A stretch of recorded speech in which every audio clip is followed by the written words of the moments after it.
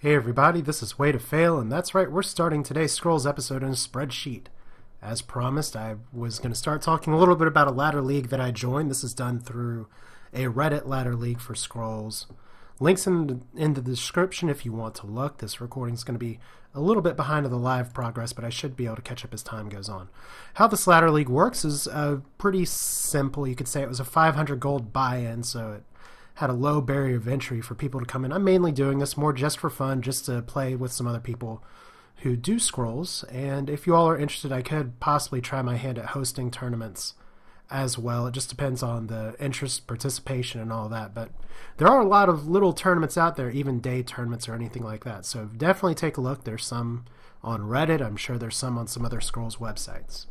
But just to briefly talk about what the Scrolls Ladder League looks like, it has different tiers, and what it is essentially is, if you're familiar with the beautiful game of European football, and something I'd love to see in American sports, but will never happen due to sponsorships and all that, is this is a promotion and relegation league, meaning there is the top tier, ladder 1, and then ladder 2. The top players from ladder 2 get bumped up to ladder 1, the bottom players from ladder 1 get relegated to ladder 2, and then from ladder 2 you see that there's multiple divisions here. Division 1 and 2, the bottom players in this whole pool. This is a pool of, let me see here, 1, 2, 3, 4, 5, 6, 7, 8 players. The bottom, I believe, 4 players get knocked down to ladder Division 3. And these were assigned, I believe, at random, so this isn't necessarily a skill-based thing, but this is a progressive season, so everyone just kind of starts where they're placed, and you have an opportunity to move up or move down. So where am I in this ladder? Of course, if you had to guess, I am all the way at the bottom, Ladder 3, Division 3, although Division 3 doesn't mean a lot. We're all in the same pool here. But I'm competing with plenty of people to try and move up into Ladder 2. Hopefully I can. And there is a wide variety of skill and experience for the players here. There's a few players that are rated higher than me. There's a few players that are rated lower than me. There's some that have no ranked experience at all. And I am going to try and show some of the videos from this. Some of the games are going to be super high quality, I hope. Some of the games are probably going to be me getting steamrolled or someone getting steamrolled. But that's Scrolls. So if you look at my division here, I mean, there's not a bunch of huge name players, but I do play everybody twice. And it's sort of a ad hoc, get your own schedule, try and meet up with people. So what I am going to start with in this video is the second game in my 2-game series against Pedroito, which I'm not exactly sure how to pronounce that, but considering he's a Brazilian and it's Portuguese, I probably will never have an idea of how to correctly pronounce it, so I apologize. I did have game 1 starting to record, but due to a recording error it didn't work out. So now in this video I'm going to jump straight to game 2. So let's get to it.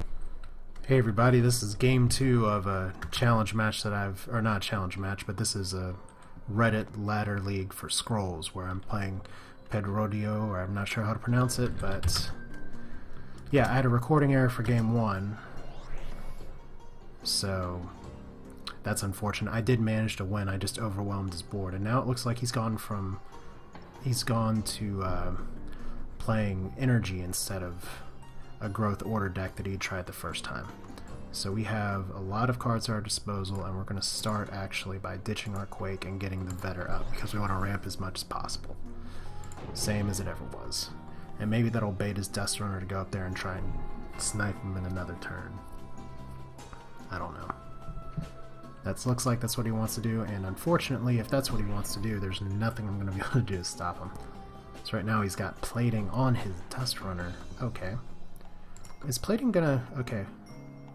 Disregards the next damage taken. Plating is removed afterwards. Let's see if plating actually applies to Ranger's Bane. I think it does.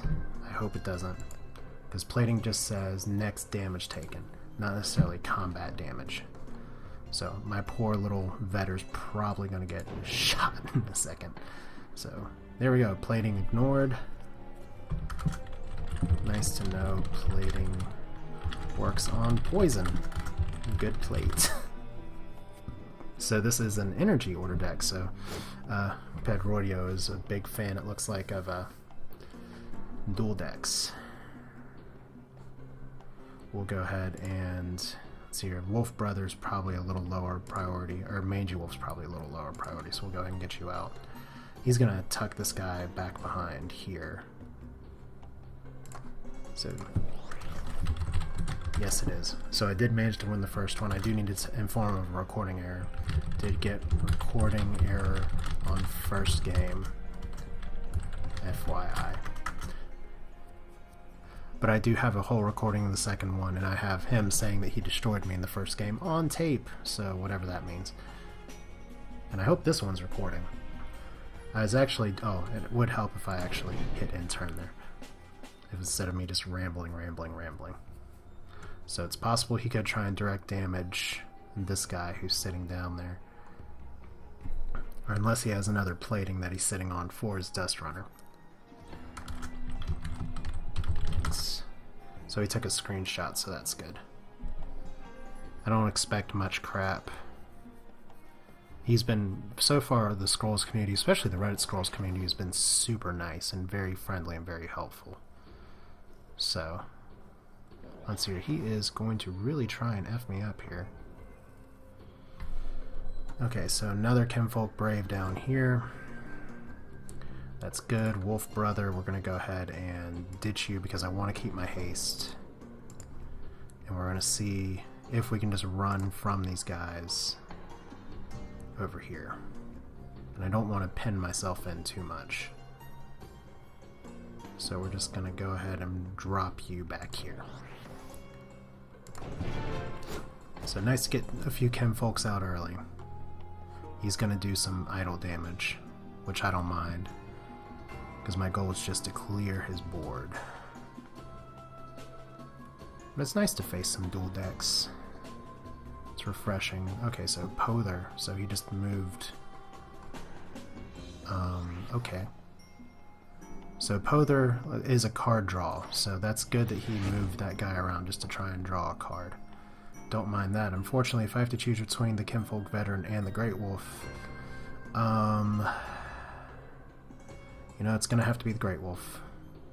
So we'll go ahead and drop that there. Because haste isn't going to... When the board's like this, and he has such low energy, haste isn't going to do as much damage as it otherwise could. I mean, it's these Kinfolks that are going to be the star of the show. So, as much as I'd love to hold on to that haste guy, one of the things I've learned early is to not get too attached to your cards. So right now, unfortunately, he's finding himself card-starved. And there's just not a lot he can play at this point. Meanwhile, I mean, fortune's smiling upon me if I'm getting a rallying right now, even though I don't particularly need it. But we'll just go ahead and drop it right here. So now everybody's even stronger. And I could conceivably take that idol out next turn. Because these guys are just going to be even more devastating as time goes on. So, Red Troido, I hate that I can't pronounce that name. I don't know what's wrong with me. Okay, Prox Charge, great play against these Kinfolk, because they're just going to go flying right into it no matter what. So, good play there, buddy. Bear Paw, I don't know if I want to Bear Paw you right now. We're going to go for a card draw. Can I rumble the Prox Charges onto the same row? Let's see. That works. That works just fine. So, that was super lucky that the Prox Charges just moved. Worked both ways.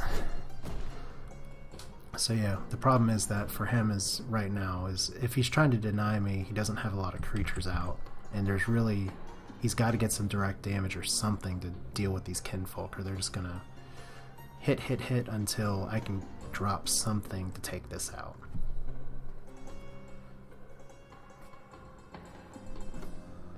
So let's hear a burn. Oh, that was a smart burn.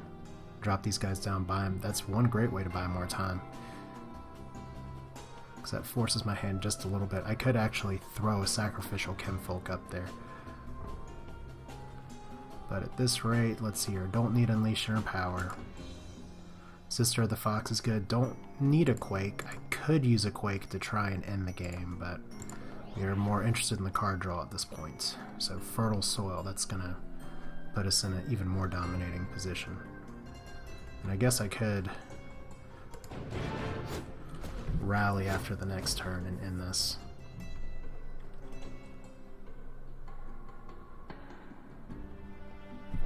So I'm a little disappointed that I didn't get the first game. I wanted to just kind of chronicle. That's a very nice use of the Inferno Blast, actually. At least so far, as I would have liked to be able to see both games. But I will say that the first game went about like this too. It was just I was able to get up on him early, and there wasn't a lot he could do. So, I mean, I don't really need to rally here, but I can. I could actually Fertile Soul that better. I'm just gonna console him real quick because he's saying he said. It's okay, I just got good draws. That scrolls. And I mean, there's some things where really his deck just has a really slow ramp up time, it looks like, and my deck is meant to be aggro fast. In this game I got lucky by being able to move the procs charges. Last game I got lucky because I was able to Fertile Soil really quickly. And now he's just holding on as much as he can, which is great. I don't need 3 rallyings. So let's get some different cards here. Sister of the Fox is good. Mangy Wolf is good. So we're just going to spare him one more turn here.